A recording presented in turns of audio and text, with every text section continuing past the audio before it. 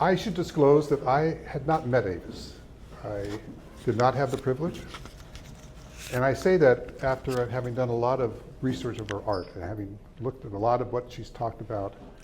But in particular, there was one thing that I found in that research, and that was a YouTube interview with her and Eugene at the Columbus Museum of Art, where they did an hour-long discussion about the art. And I'm going to really ask that we use that as the sort of basis to kick it off, because I think it fits with what's in the room.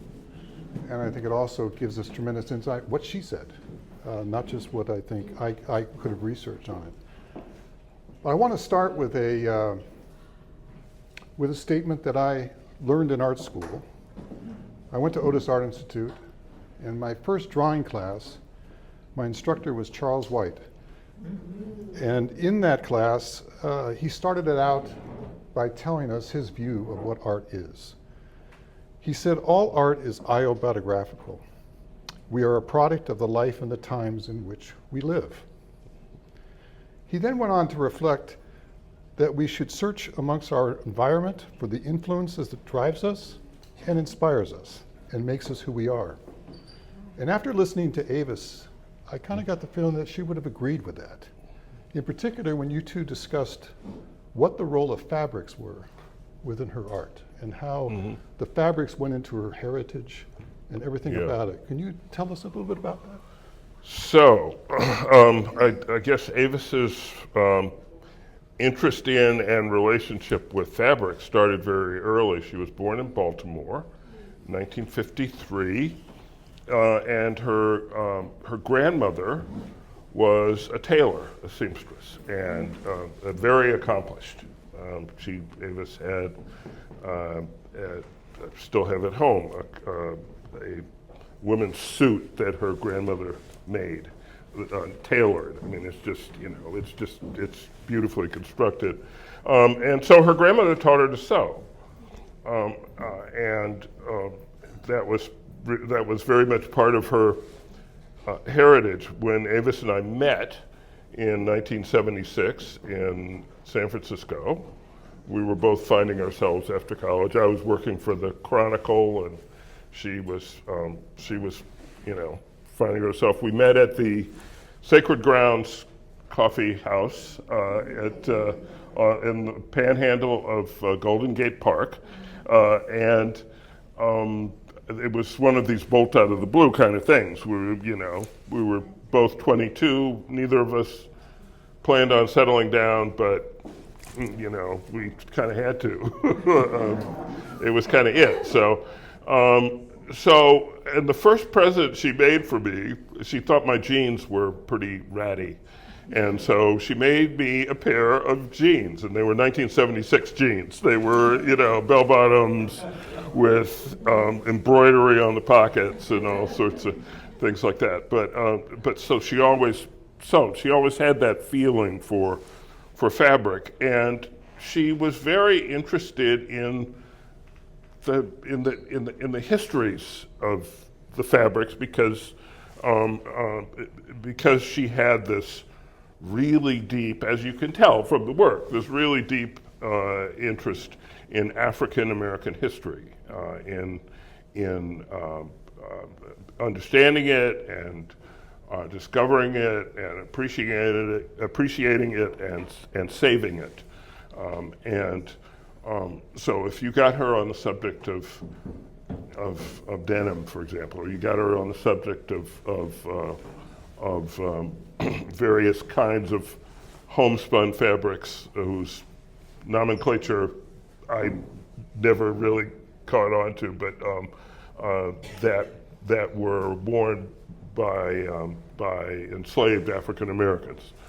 If you got her on those subjects, she would just go on and on. She something that she really felt, and as you can see, she used fabric. She has some linen denims back there, American. Oh yeah, she loved those denims. No,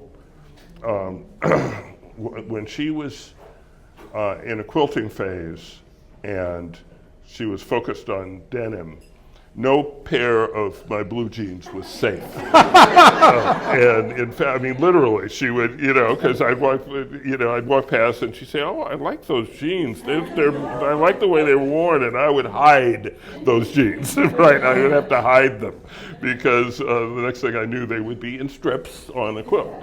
She made a comment in that interview about the influence of Andrea Pedway. Sorry. Oh, she made a comment in that interview about Andrea Pedway, how she, in the 1970s, she influenced her, in particular about sharecroppers and the color theory. And before I even knew about that interview, I was curious as to how she got her color theory. But that's how she got her color theory, was through this process of looking at fabrics and the sharecropper role in it. Do you elaborate on that a little bit? A little bit. I mean, it was in the 1980s that we had moved from San Francisco, come to Washington. Avis was born in Baltimore, grew up in Silver Spring, and so this was coming home for her. For me, it was coming to work for the Washington Post. And she got, so it was, we'd been here for maybe a couple of years, and she got interested in quilting.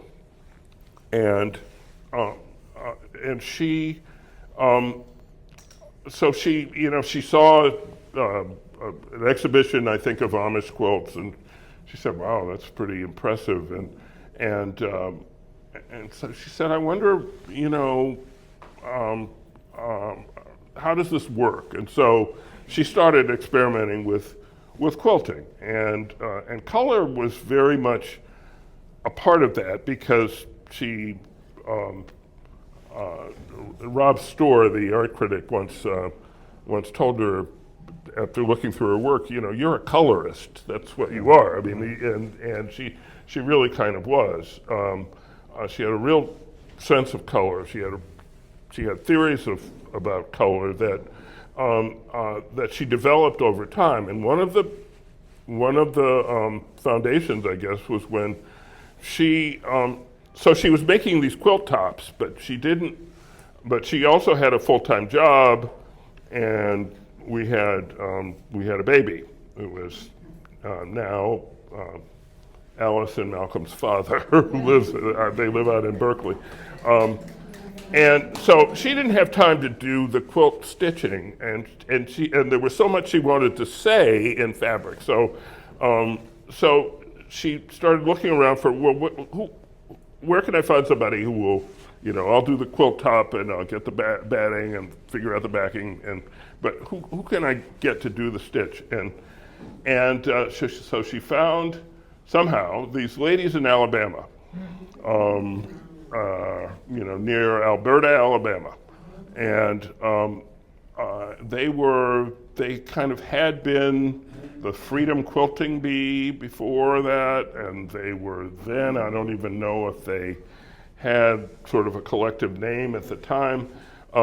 They later became the Gee's Bend Quilters, but she got to know them. She did several pieces and sat down, and they did the quilt stitch, and she got to know a woman named an artist named Mency Petway, who was part of the Petway family. Is very big in the Gee's Bend collective, and they stayed in touch over the years, and there was kind of a break, because for a time we went overseas. We went down to I was South America correspondent, so we lived in Buenos Aires for 4 years, and we lived in London for a couple of years, and then we came back, and then she sort of got back into the quilting, started doing some painting as well. So she reestablished her contact with Mency, who is who was the aunt of Andrea Petway. And, and then the relationship really cemented after Avis's mother died, which would have been about 2008 maybe or 9. They were very, very close, and that's the point at which the art, both in fabric and in paint, just kind of came. It's like you shook up a beer can and opened it, and it just kind of forced its way out. She couldn't not do it, and so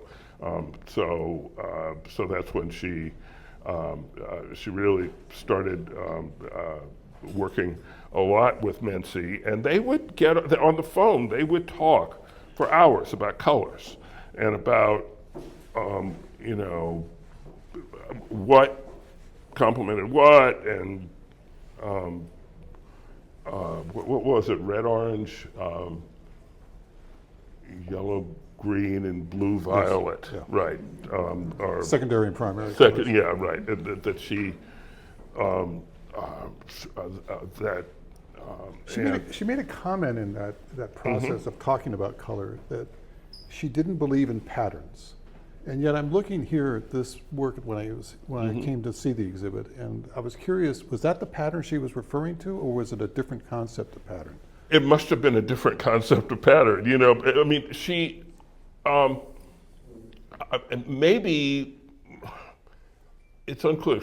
So sometimes she would, when she was doing a fabric work, sometimes she would have a very clear and fully formed sort of idea of what she wanted it to be. Sometimes it was like jazz. I mean, it was like free jazz, right? She would, and she would start, and she would see what it meant, what it wanted to be. So I guess we kind of have examples of both. So that one there was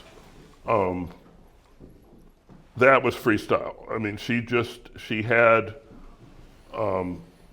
had an idea of some shapes she wanted to do, and angles, and she had this sense of color, but not much else, and she sort of did it as it went along. The flag one back there was part of a series. There was a period when she did, I don't know how many flag quilts. It has to be at least 8 or 10 maybe. One of them is at the U.S. Embassy in Moscow, the Foundation for Art and Preservation in Embassies. She gave that quilt to FAPE, and they installed it at the U.S. Embassy in Moscow. It's called Funky Flag, and that's what it is. So the common motif was American flag with not a literal representation, but red and white stripes and a blue sort of and white field in the corner, and funky flag is actually a looser representation of an American flag than. Did she ever talk about David Hammond's his flag, and how she related to that when she made her flags? Well, yeah, she did, but not necessarily in relation. She talked about David Hammond's flag, and she knew it and loved it, but she also, and she talked about Jasper John's flags, and and she talked about, and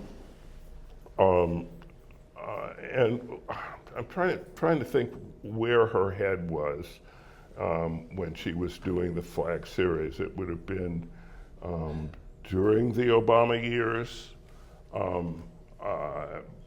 thinking a lot about what it meant to be an American, the very bitter and the very sweet kind of, whereas that painting right there, the one of the Capitol, was a very different moment. It was, she did a series of U.S. Capitol paintings right after the Capitol insurrection. Wow. And that just expressed what she felt about the moment and that building. You know, she grew up in Silver Spring. Kids who grow up around here, going to the Capitol is like you get to do that. And so it's a very special in that regard. It was personal to her. For a while she ran a scholarship nonprofit here in Washington, and she had a little office that was right across from the Capitol on that little spur of Maryland Avenue, between the, kind of across from the Supreme Court, basically, in Northeast. And so she used to go by the Capitol, into the Capitol a lot, and she did, so that was what that was. It's all autobiographical. Well, one of the things that I found intriguing was something I reflect back on again when I was in art school. We used to use a phrase to describe our profession as being in the art world. Today, what I hear most of the time is it's the art market. And the pressure because of art fairs and auctions has seemed to change the standard and put pressures on artists to brand themselves and to do things. I didn't get the sense she believed that at all. In fact, the quote she had that I thought was fascinating. She says, "My goal in life is to tell the African American history through the artifacts and quilts. The most important pieces in storage are documents of slave traders and what was the economics of the trade. At the end, I want to display the work of my art and tell the story of diaspora and the history of blacks." And she didn't display the work much. She wouldn't sell the art either. She didn't sell it. She really resisted the art market. Yeah, she didn't. It's pretty resistible these days. I mean, these days, right? I mean, there's no. She always said, when asked, I have no idea what this is worth in the art market, so I'm not going to sell it for, until I have a sense of that. But that was not why she did the art. I mean, she did the art because she had all of this to say. You mentioned documents. I mean, she was a big collector of African American historical artifacts and documents, and she has done a couple of shows where she has displayed art and also related artifacts that she has in the collection. I've told the story before of the day that my doorbell rang on a Saturday, and there's a guy out there who arrived in a white van, and he says, "Mr. Robinson, where do you want me to put your cotton gin?" And I was like, "Avis?" So yes, we had a cotton gin. It's about yay big, yay high, and it's a very old cotton gin that she found somewhere on some old plantation in Georgia, and it's actually an amazing artifact because it says, and I'm thinking of one show in Key West, as a matter of fact, where she displayed it kind of in front of that painting, and. She mentioned that the idea one of her dreams was to put together her artifacts with her art, and right, to show it that way. And she did that. So she brought it together. I thought it was a really unique way. No, it really was, and it was really effective. I mean, people would come and look at you see the cotton gin, you see the painting. you could not help but be moved by that. One of the other items that she displayed in that show was the record of the sale of a Negro girl and her child, and it was dated 1776, and that. So she displayed that in that show. That piece was actually borrowed years earlier by a show that was either put together by or sponsored by Tavis Smiley, called America I Am, and it was a traveling exhibition of African American artifacts. It was this is all before the Smithsonian Museum opened, so there was and they displayed 1776 sale of these two human beings next to Norman Lear's copy of the Declaration of Independence. So you had these two 1776 documents very much speaking to each other. One of the things I should say that we have in common is Eugene and I serve on the Foundation for Art and Preservation and Embassy Board, and we've been very happy to be able to install some of Avis's work in some really important places like London and Russia, as well as the UN. If you go to the UN mission, which we have an embassy in the United States, if one doesn't know that, it's in New York City, across from the UN, and her work is displayed there as well. So it's been a really, it's a good way for us to get the work where it needs to be to display what Americans make. And one of the things that she did focus on a lot, and one of the things that I have always been attracted to in my own art, is to focus on people. And I don't mean famous people, but I mean people. I mean, she has done a few portraits, and we'll talk about Jimi Hendrix in a minute, but she really believed in what she called the ordinary person. And in particular, Alonzo, your great uncle, I guess, in that large painting. I can't believe you had that in your house. Yes, I have a copy. Yes, she did two versions of Black Men Building Claflin, and it was a historic black college down in South Carolina, and it's a portrait of the men who built it.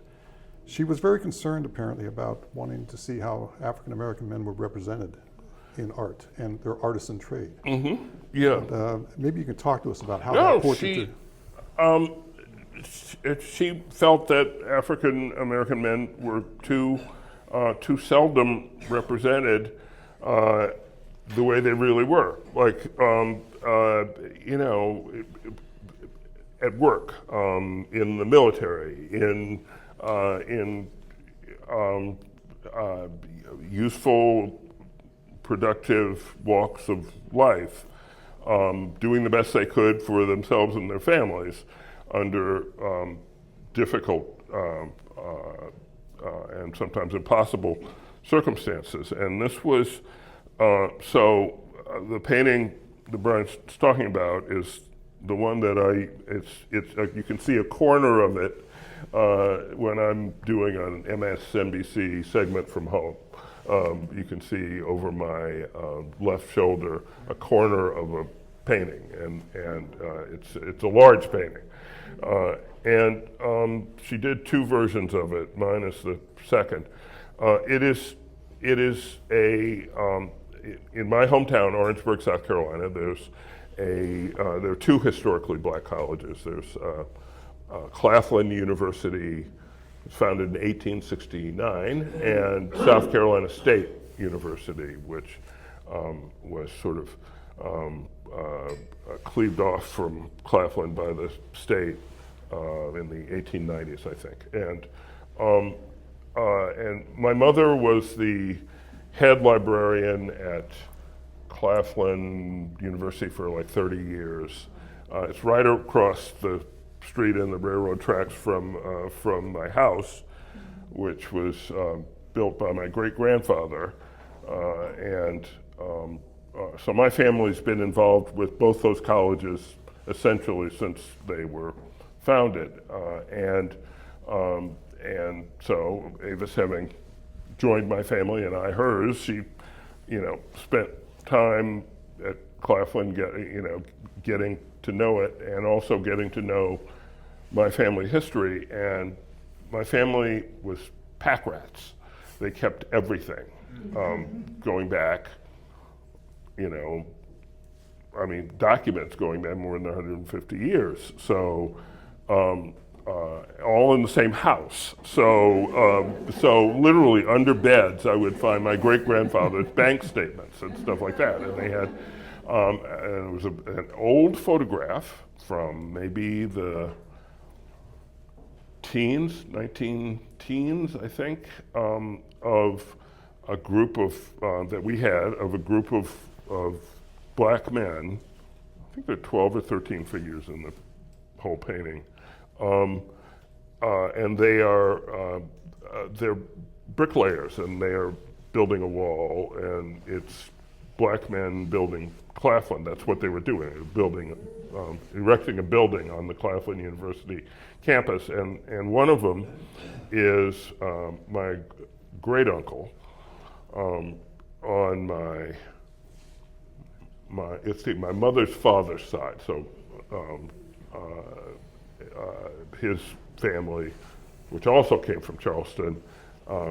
Anyhow, my maternal grandfather, who I never met, he died 2 months before I was born, was a brick mason, and his brother was also a mason and taught in a trades program at Claflin University. He taught bricklaying, and so he's one of the figures in the painting. And the extraordinary thing is that every person there is a lovingly rendered individual. I mean,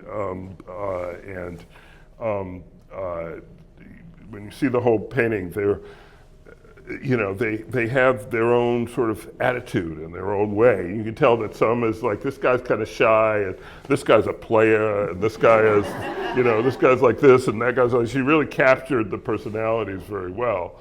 But to her, that was just doing them justice. She liked to sort of get into the characters' heads in that way.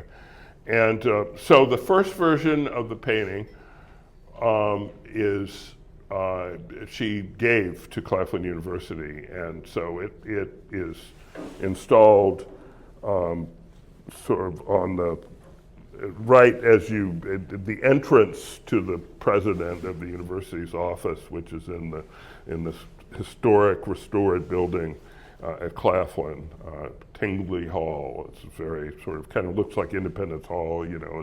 It's a very stately building, and that's where the president's office is. And she gave it to Claflin, and they installed it right outside the president's office because it is a piece of the university's history, and also a really good painting.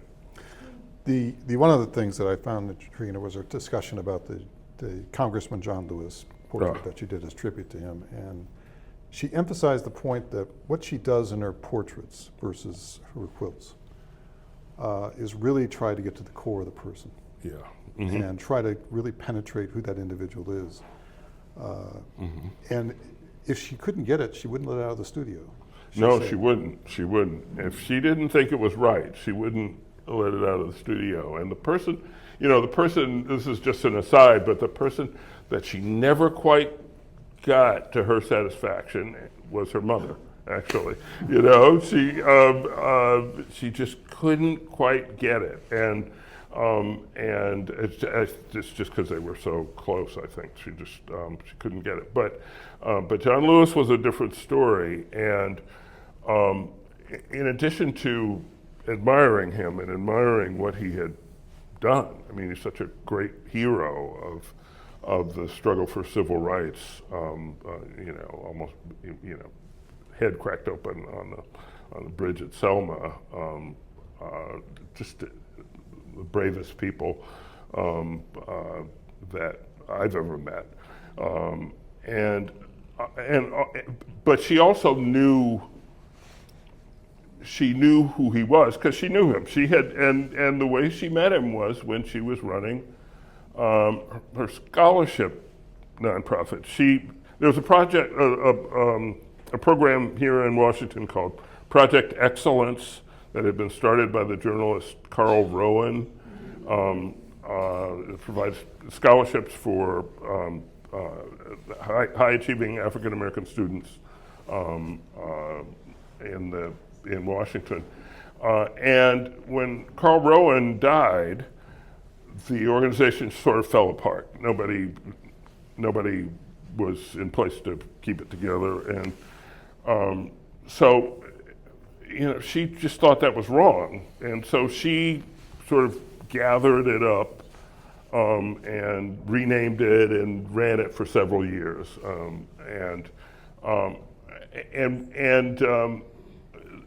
so one year, it was very successful. She had to shut it down when the financial crisis hit in 2008, and all her funders went out of business, or went out of the funding business at least. So she only had enough money to fulfill her obligations, so she shut it down.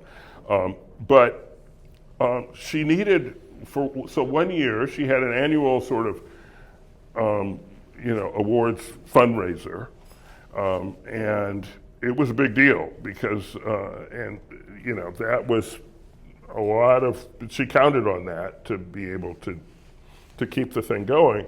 And so she needed a headline speaker. And so she said, well, what about John Lewis? And she didn't actually ask me. I knew John Lewis, I had met him, and I could have called him, but he might have, but she called his office and talked to somebody there, and then they got, like, he picked up the phone or something. I mean, somehow she ended up talking to John Lewis, and he said, well, come over here. And so she went, she met him at the Capitol, his office in the Capitol, and he was utterly gracious, and he said, tell me what you're doing, and she explained it, and and he was just like, I am there. And so he came, and he, very graciously spoke at her fundraiser, So that was a headliner, right? I mean, that was a big deal. But she knew that about him. She knew how genuine he was, and so that was what she tried to capture in the John Lewis portrait. I like what she, if you haven't seen the painting, it's really worth taking a look at it, because what she characterized it as, it's him coming out of the darkness unafraid. Mm-hmm. And I think that really comes clear if you look at the painting. Mm-hmm. So I think it was a very powerful painting in particular for bringing that out about what he faced and what his challenges were and the heroism that he was. Mm-hmm. But the Hendricks one is also interesting because she talks about that as being the sadness of a black man in that business, and the black man going through that, the rock and roll, and what it did to him. Mm-hmm. Looking through the pain in his eyes, the drugs. And all that really hit him. And that came when I was looking at that. It really is a powerful aspect of the contrast of the glitter. Exactly. The fame of the coin of fortune, but then what it does to you. Exactly. That was exactly what she was, what she was feeling and saying about Hendricks. She did 5 Hendrickses, I think. There was a time when in my living room I had 3 of them in a row, which was amazing, right? Because you had, because they all had different fabric. They had different clothing on. It was all like, this is very Sgt. Pepper's kind of. There's one where he's got a blue feather boa as part of his outfit, and there's another one that's kind of different. And all of those were that Hendricks, that face, that expression. There's one that I was just looking at today, actually. There's another one that's slightly different from the others. It was a different pose, slightly different energy. But, so there was all that. Plus, we liked Jimi Hendrix, in San Francisco in 1976. Not many people that didn't. You want to talk about your tribute? Oh, I had totally forgotten about that quilt, actually, until I saw it hanging here, and all, my family members who see it just burst out laughing because that is my default position at home. I'm sitting there and I've got the laptop there on my lap and I'm typing something. And yeah, The colors are fabulous. I know, she just had a thing. So Alice, my granddaughter, is going to help me in the next couple of weeks sort of organize some stuff in the fabric room. But Avis took over the entire bottom floor of our house, and there's a room, one big room, where she had, it's still there, she kept her fabrics, and these color-coded bundles of fabric that she had acquired on these sort of rolling shelves that are against the wall. It's amazing, and I need to organize it because we're now fabricating at the time of her death, she was working for FAPE. FAPE had commissioned 8 big pieces for the elevator lobbies of the new U.S. Embassy in Hanoi, which has broken ground and is being built now. And that was, Avis was very excited about that because,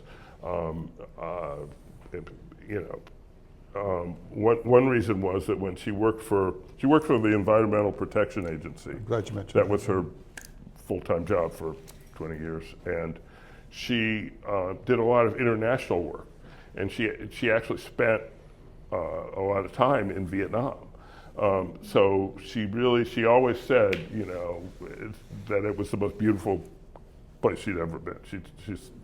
She said, I got there and I see what the war was about. This is amazing.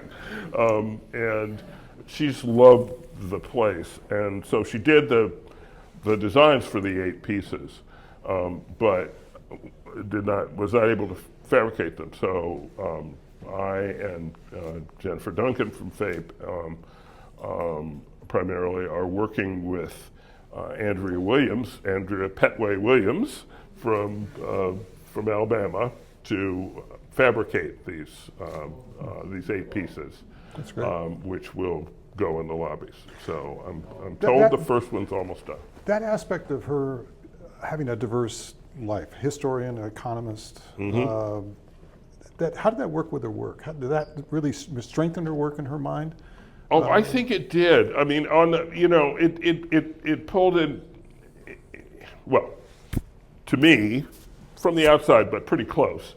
It definitely strengthened her work in amazing ways because it just, she thought in all kinds of different ways, and her work would have been very different, I think, if she had come up through a sort of, academic art silo, kind of. That would have been very different from where she ended up. It made her work much more encompassing. And I think for her, I think on balance, she thought it was good for her work that she had done all these other things and had all these other interests. But I think she also always sort of wondered, I think this is really good, but will this art world thing accept me because I didn't, I didn't come up necessarily the way they all did. Right. No, I think a lot of us know that feeling. One of the things I should probably say, if you didn't read the announcement, for example, that one of the things that both Eugene and I share is his spouse of 45 years, my spouse of 40 years, passed away due to cancer at too young an age. Mm-hmm. And they were both artists. My wife did assemblage and painting. Mm-hmm. And I'm a visual artist. He's an artist of words. So we had that common interest. And one of the things that they did after my wife passed away at the Smith Center was they put together a show of my wife and me and my artwork, and they called it Together. Mm-hmm. Have you ever thought about doing a thing with something together with Avis, you and your writing and her art, to kind of complement each other in some way? So the answer is no and yes. So for it was no, because we both thought it was like great for our marriage and our relationship that we did completely different things, right? And so, like, you do your thing, I do my thing, and you know, and that worked. So if it, you know, if it ain't broke, don't fix it. But we actually, you know, kind of toward the end of her life, without knowing it was toward the end of her life, we did for the first time work together on a couple of things. I mean, you know, she did this season series for the Washington Post. I didn't really contribute very much to that, but because it was for the Post, I was a bit more involved than usual. And then the book that I'm working on, which is this 200-year family history, you know, I told you about all these old documents and photographs that we had. Avis had been, she just saw that as a treasure. And as a matter of fact, she, on one of our trips down when my mother was still alive, my mother would just bring out these boxes of old photographs and explain to her who was who and what was what in the family. Avis digitized them all, and it's been a great help to me working on the book I'm working on. She was better at that than I was, but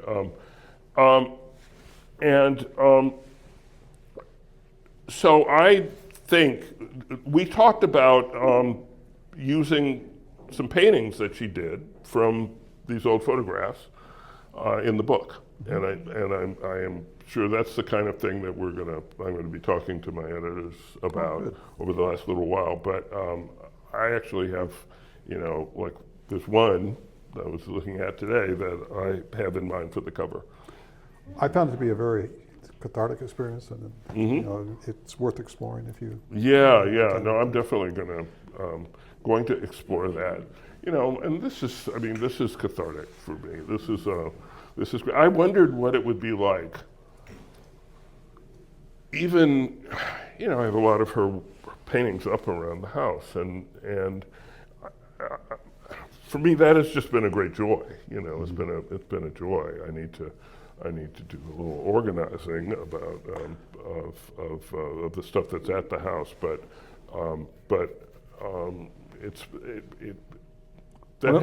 that's never made me sad when I look at it. It always makes me happy.